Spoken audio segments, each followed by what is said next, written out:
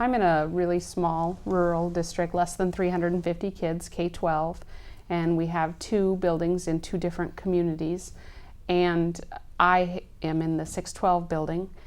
And so in my district, we implemented it at the middle school, high school level first to try to kind of get our feet wet.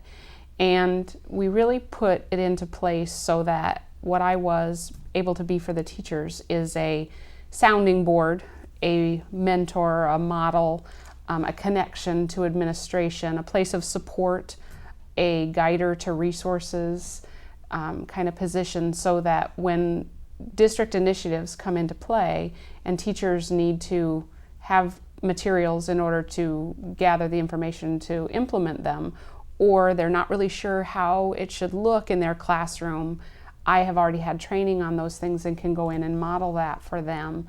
And so that's the way we've set it up in my district, but I'm only working with 16 teachers in my building.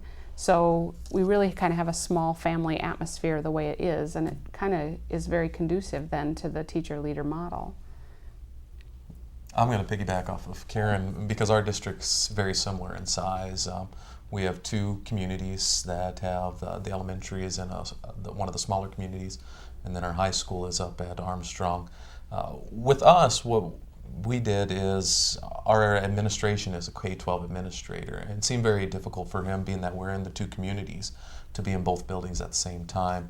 So we implemented the teacher leader as a support for both teachers and administration. One, on the teachers aspect, being able to be in the trenches, being able to work with the other teachers, support them on the initiatives and mission and values and vision that we have as a district.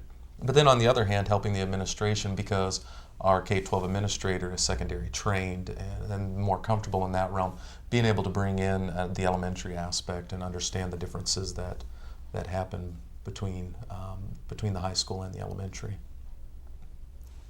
I'm in a rural district. We have around 250 students in our elementary, preschool through 4th grade, and I work with approximately 25 teachers.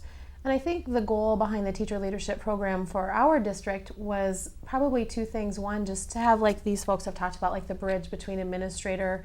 I've been in some leadership roles already, so this was kind of a natural fit. But also, I've had a lot of training through the teacher leadership program in the response to intervention model. And we are a full inclusive school, and we're working really hard to make that work. And so I've been able to get a lot of training in that model and help implement that in our building. And we think this has been a big part of its success.